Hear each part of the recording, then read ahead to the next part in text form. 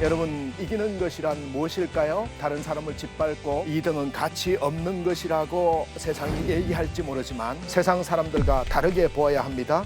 근데 우리 예수님은 이 땅에 오셔서 한 번도 지신 적이 없습니다. 우리가 무엇을 지켜야 하는가? 이 예수님처럼 말씀에 의지하여 가서 그리하리이다 했을 때 날마다 승리하는 삶으로 예수님의 이기는 습관을 체득할 줄 믿습니다. 아멘.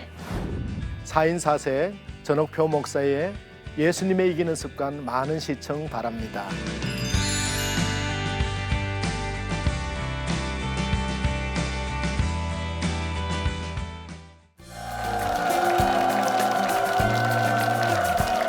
안녕하세요. 판교 충만한 교회 전옥표 목사입니다. 예수님의 이기는 습관이란 주제로 여러분과 만나 뵙고 있는데요. 오늘은 세 번째 시간 동사형 습관이란 주제로 시작하겠습니다.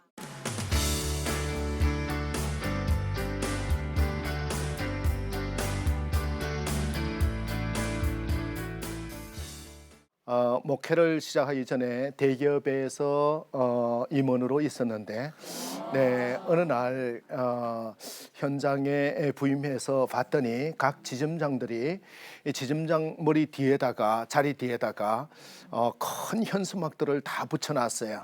가만히 봤더니 필성, 필달, 금월, 매출 목표 몇 억, 그러면서 조선박살 이래가지고 막 붙어있어요. 그래, 이분들 굉장히 열심히 일하는구나 생각을 하고 가만히 봤더니 자리에만 계속 앉아있고 현장으로는 안 나가고 전화 가지고 일하고 이렇게 가만히 봤더니 본부장님, 우리 이 뒤에 보세요. 우리 굉장히 열심히 하고 있거든요. 이 현수막 보세요. 여기에 초전박살 안 써 있습니까? 필성 써 있습니다. 라는 형태로 얘기를 하는 것 같아서 제가 그 현수막을 다 떼내라 라고 했더니 저분은 전략만 하고 본사에만 있어가지고 현장을 잘 모르셔서 그러는데 현장에는 이 깃발이 있어야 된다라고 현수막이 있어야 된다고 계속 볼멘 소리를 했어요. 근데 제가 그걸 다 떼내라고 얘기했습니다.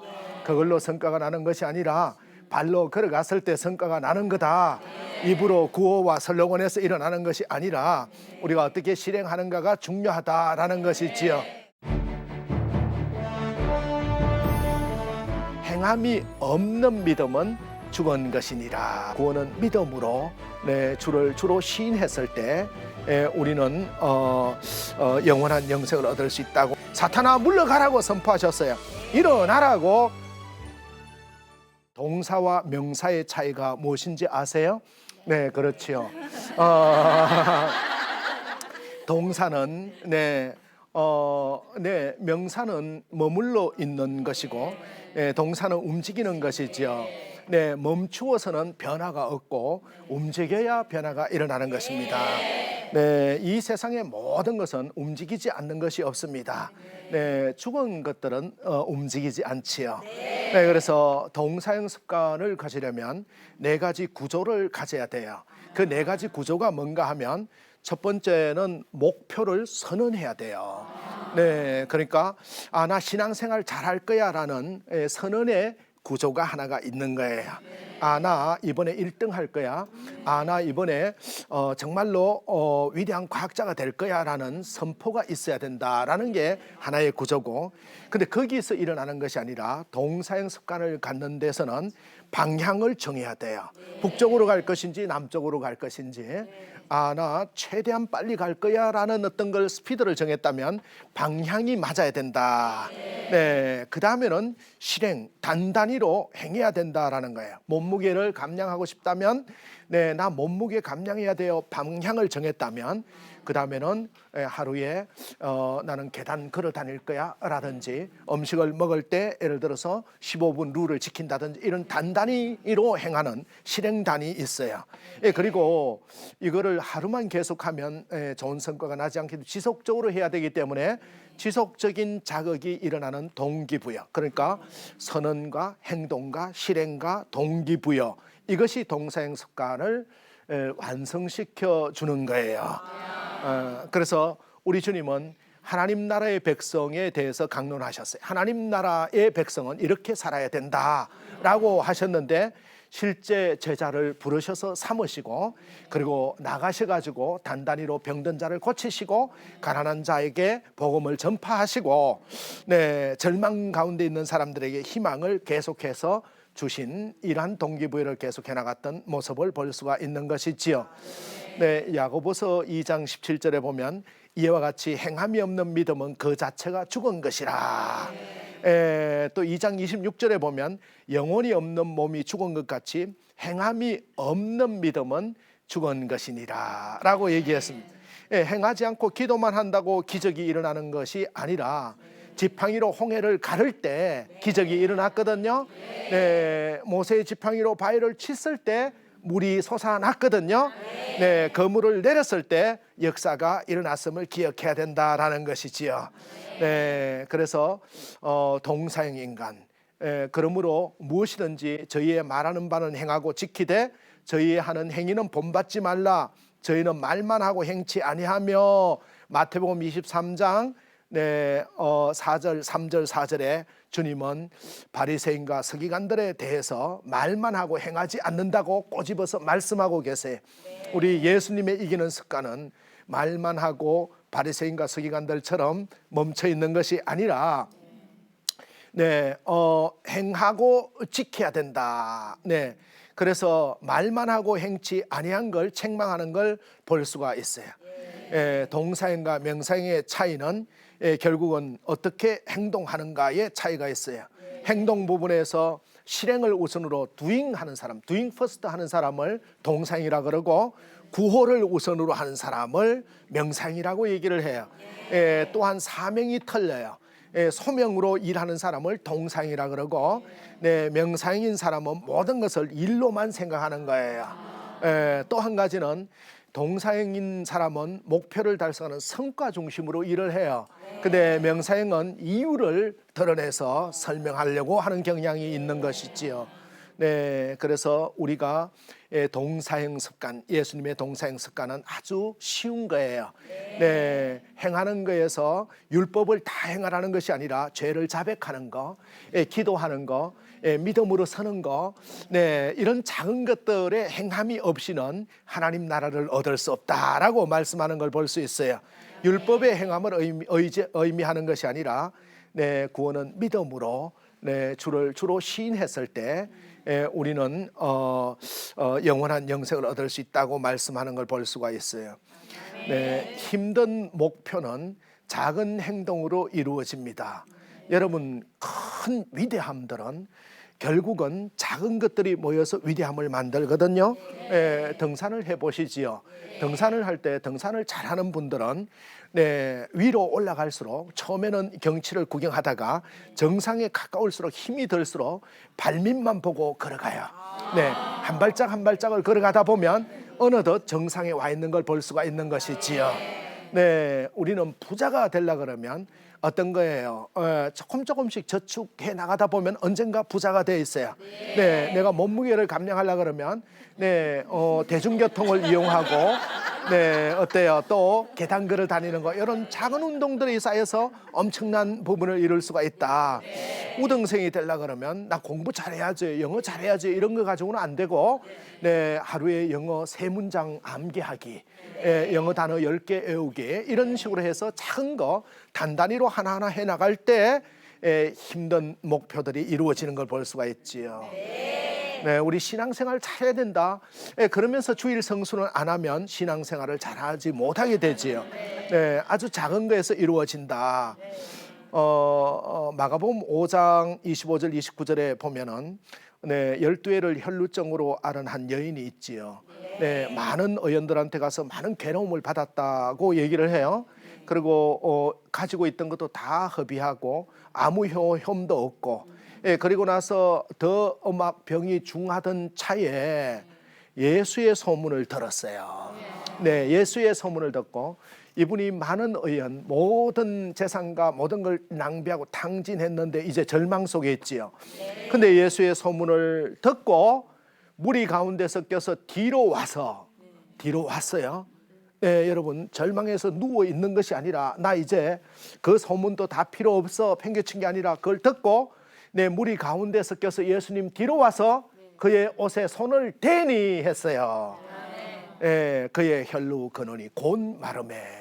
여러분 뭐를 얘기하는가 하면 절망과 좌절 낙담에서 머물러 있는 것이 아니라 예수님의 역사는 투잉할 때 실행할 때 역사가 일어나는 걸 볼 수가 있다라는 것이에요.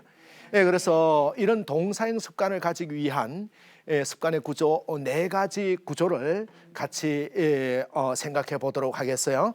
그 첫 번째가 선언하는 겁니다. 뭐를 선언하는가 하면 목표를 선언해야 돼요. 여러분 선언하지 않고 이루어지는 것은 아무것도 없습니다.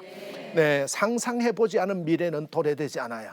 여러분이 10억 되는 부자가 되고 싶다 이런 상상을 해야 미래에 도래돼요. 우리 아이가 정말로 하버드 대학에 가는 그 꿈을 꿔봐야 상상을 해야 이루어지는 거예요. 상상해 보지 않은 미래는 도래되지 않는다. 근데 사탄과 세상이 계속 우리 머릿속에는 네가 뭐가 된다고 하면서 부정적인 생각을 자꾸 상상하게 만드는 거지요. 그러나 예수님의 이기는 습관을 가진 사람들은 긍정을 선포하게 되는 거예요. 우리 주님도 천국이 가까워 왔느니라 회개하라고 선포하셨어요. 사탄아 물러가라고 선포하셨어요. 일어나라고 선언하셨던 모습을 볼 수가 있어요. 성격적으로 급한 것이 장애다. 네가 하고 싶은 거 얘기해봐라. 나 경청 이렇게 하고 절제하는 게 손해 같지만은 절제해 나갔을 때 나머지 부분을 하나님이 채워주시는 걸 볼 수가 있는 것이지요. 일본에서 초등학교 미술 시간이었는데 그림을 그렸어요.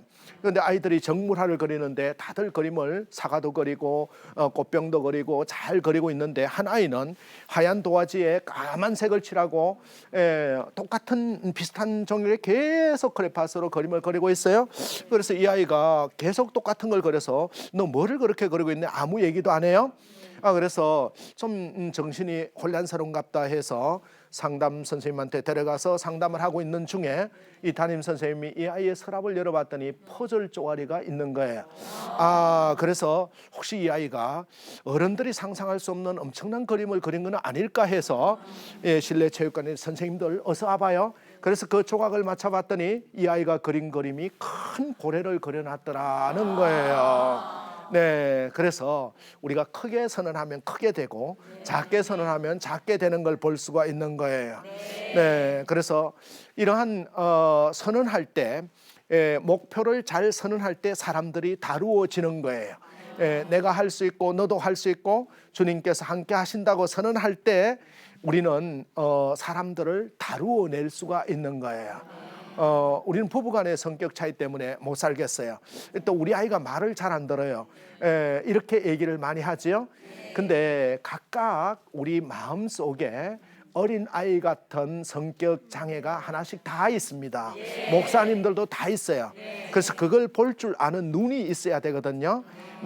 그래서 너는 나한테 다루어짐을 다룰 수가 있어. 내가 이 정도의 신앙으로 바라보는 눈이 있어야 돼요. 선포를 하면 다루어지는 거예요. 우리 남편은 성격이 급해서 그래요. 그게 성격 급하다고 판단을 했으면 남편을 바라볼 때 내가 저 성격 급한 저 사람하고 살아서 너무 스트레스가 많아 이렇게 바라보면 내가 스트레스가 쌓이는 거예요. 그런데 우리 남편은 참 측은하다. 내가 다루어 주지 않으면 다른 사람이 다룰 수가 없어 하면서 성격적으로 급한 것이 장애다. 예수님의 기준 온유한 부분에 비하면 아직까지 다리를 절름절름 절면서 오는 장애이기 때문에 성격이 급한 부분을 다리를 저는 사람하고 나하고 100m 경기하자 그러면 빨리 따라오라고 그러면 힘들어서 못 따라오지요. 거기에 내가 보조를 맞추면 되는 거예요. 저 사람은 성격 장애니까 그걸 맞춰줘서 그 보조에 맞춰주면 쉽게 다룰 수가 있다라는 거예요. 그래서 리더가 되려 그러면 이런 소통들을 잘 해내야 된다. 소통들을 잘 할 때 한 가지 분명한 것은 목표를 선언해야 돼요. 우리 가정의 화목 나는 더불어 사랑이라는 걸 추구할 거야라는 이 목표를 선언했을 때 다루어짐을 볼 수가 있는 거지요. 대부분 사람들은 착시 현상에 빠지는데 우리가 소통을 잘 해야 됩니다 하면 떠오르는 게 강의를 많이 들어보신 분들은 뭘 잘해야 소통을 잘할까요? 물으면 경청을 잘해야지요. 그러면 맞아요. 잘 들어야지요. 또 뭘 잘해야 소통을 잘할까요? 그러면 또 뭐라 그래요? 그렇지요. 말하기를 잘해야지요. 말도 you 메시지로 하면 안 되고 I 메시지로 엔딩해야 됩니다. 이렇게 배웠을 거예요. 네, 그것만 가지고는 50점짜리다. 네, 그것만 가지고는 소통이 안 돼요. 네, 여러분 우리 아들 불러가지고 아들 한번 얘기 좀 해보자. 엄마가 네가 하고 싶은 거 얘기해봐라. 나 경청 이렇게 하고 또 엄마가 이렇게 해줄 거야 해서 말하기 아무리 해도 변화가 일어나지 않아요. 네, 그거는 50점짜리야. 근데 그게 세상이 가르쳐주는 기법적인 거고 주님의 말씀은 뭔지 아세요? 네, 그렇지요. 몸으로 말을 해야 돼요. 몸으로 말한다는 게 뭐예요? 네, 60%가 몸으로 소통하는 거예요. 네, 표정만 봐도 우리 아이가 배고프구나, 뭘 하는구나 알 수 있듯이 네, 아이하고 같이 식구들하고 외식을 한다든지 해서 아무 말도 없이 지나가지만은 이거 먹어봐 하면서 이렇게 던져줬을 때 그때 소통이 60%가 일어나는 거예요. 아무 얘기를 하지 않아도. 뭐를 얘기하고 싶은 거냐? 우리가 동사행 습관을 가지고 목표를 공유했을 때 위대함을 만들 수 있다. 선언해야 이루어진다라는 거예요. 그러므로 우리는 긍정을 선포해야 되고 가능을 선포하고 하나님의 능력을 선포해야 된다라는 거예요. 모세가 이스라엘 자손에게 선포한 율법이 이러하니라 이랬고 또 시편 9편에 보면은 그 행사를 너희 백성 중에 선포할지어다 이렇게 선포를 얘기하고 있어요. 그래서 선언하지 않는 것은 이루어지지 않아요. 아마 우리 아들은 위대함을 만들어낼 수 있을 거야. 너는 예수님의 큰 사랑을 받을 거야. 이 선언하는 데서 동사가 연결돼 있다라는 거예요. 네. 근데 대부분 이 선언을 목표를 우리가 하기 어려운 어떤 부분의 목표라고 생각해서 선포하지 않으면 이루어지지 않는다. 그래서 동사행 습관을 가진 부분의 두 번째는 행동화하는 거예요. 목표를 위해서 어떤 행동을 할까를 결정하는 거지요. 몸무게를 감량하려고 그러면 뭘 해야 될까요? 그렇죠. 운동해야 돼요. 또 뭘 해야 될까요? 그렇죠. 적게 먹는다. 좋아요. 네. 그러니까 이거를 행동화한다고 얘기를 해요. 엄마 나 운동할 거야. 또 엄마 나 식습관을 바꿀 거야. 엄마 계획대로 나 생활할 거야. 이런 것들이 행동화 계획이라고 그래요.